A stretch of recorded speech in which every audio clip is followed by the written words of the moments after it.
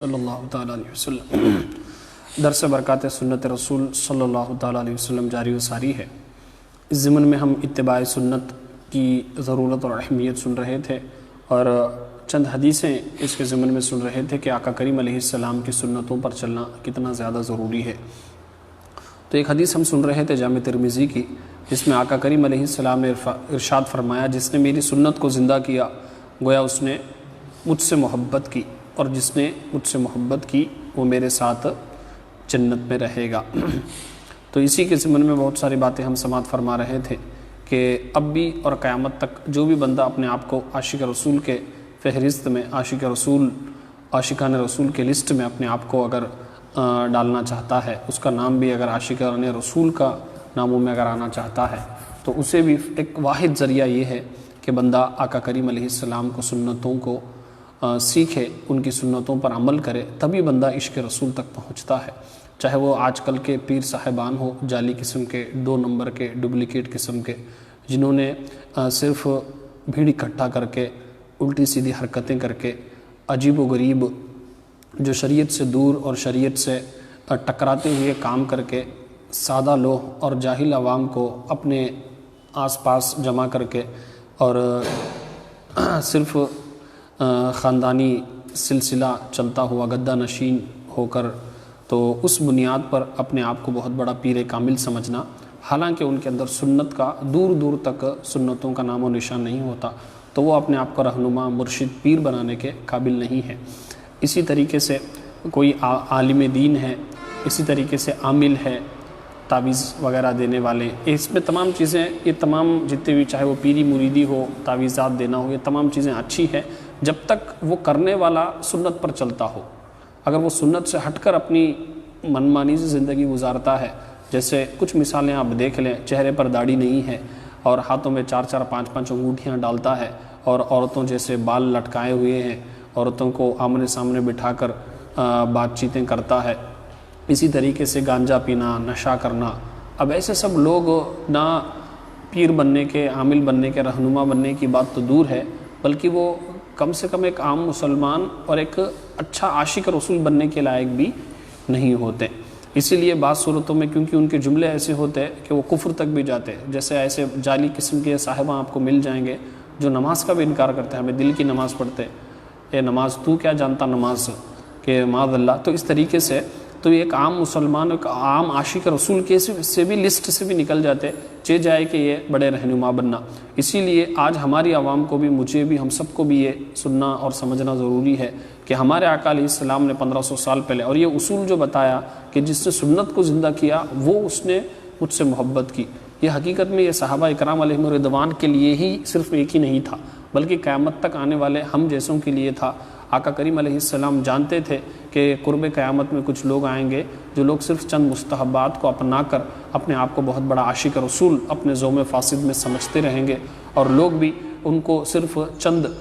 2-3 مستحب اعمال کر لینے کے بعد اپنے آپ کو اور خود کو بھی اور دوسروں کو بھی ایک دوسرے کو عاشق رسول کہلوا کر اور یہ سند دے رہے ہوں گے، حالانکہ میرے آقا علیہ السلام نے عاشق رسول ہونے کا، محبت رسول کا حق ادا کرنے کا جو ایک طریقہ بتایا ہے وہ ہے کہ سنتوں کو زندہ کرنا۔ اب اس میں جیسے ہم نے شروع میں سیکھا تھا کہ سنت کا مطلب صرف پانی پینے کی سنت ہی نہیں ہے۔ ہمارے آقا علیہ السلام نے اگر کسی چیز کا حکم دیا ہے تو سنت قولی، سنت فعلی، سنت تقریری، یہ 3 قسم کے سنتوں کو آقا کریم علیہ السلام کے علماء نے بیان کیے ہیں۔ یعنی اگر کوئی بات ہمارے آقا علیہ السلام نے بات کا حکم دیا ہے تو اسے سنت قولی کہتے ہیں، اس پر بھی عمل کرنا ہے، اگر اس پر بندہ عمل کرے گا تو بھی زندہ کرنا سنت کو کہلائے گا۔ اسی طریقے سے ہمارے آقا علیہ السلام نے کسی کام کو کیا اور کرنے کا حکم بھی دیا ہے تو اسے سنت فعلی بولتے، تو وہ بھی آقا علیہ السلام کی سنت کو زندہ کرنا ہے۔ اسی طریقے سے آقا علیہ السلام نے کسی اچھے عمل کو دیکھا اور خاموش رہے، اس کو منع نہیں کیا، اس کو سنت تقریری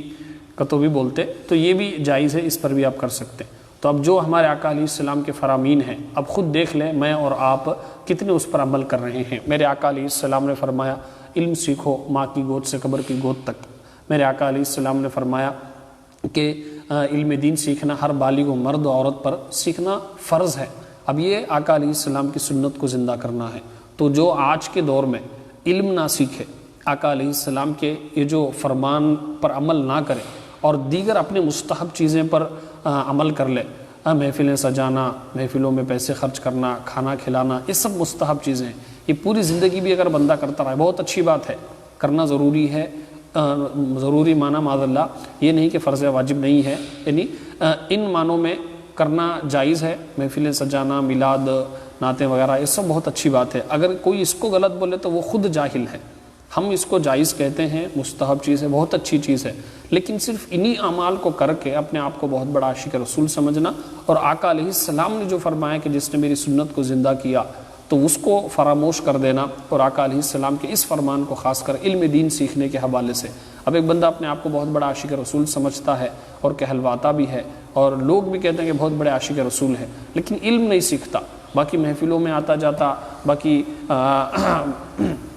کھانا کھلاتا لوگوں کو، نعرے لگاتا، جلوسوں میں جاتا، یہ تمام چیزیں کرنے کے باوجود بھی اگر وہ علم دین نہ سیکھے تو وہ اپنے آپ کو پکا سچا عاشق رسول نہ سمجھے۔ یہ میں نہیں، کوئی عالم نہیں، میرے آقا علیہ السلام نے فرمایا جس نے میری سنت کو زندہ کیا گویا اس نے مجھ سے محبت کی، اور جس نے مجھ سے محبت کی وہ میرے ساتھ جنت میں رہے گا۔ اسی طریقے سے بہت سارے اعمال ہیں جس کے بارے میں باقاعدہ آقا علیہ السلام نے حکم دیا۔ نماز کے بارے میں آقا علیہ السلام نے فرمایا کہ جب بچہ تمہارا 7 سال کا ہو جائے تو اسے نماز کا حکم دو، اور 10 سال کا ہو جائے تو مار کر نماز پڑھاؤ، نماز میری آنکھوں کی ٹھنڈک ہے۔ اب یہ نماز خود میرے آقا علیہ السلام کی عظیم سنت بھی ہے، اور اس کا شرعی حکم جو ہے فرض کا ہے۔ اب آج کوئی بندہ پوری رات محفل میں جاگے اور فجر کی نماز کے لیے سو جائے تو اب خود ایک اپنے دل کے ضمیر کے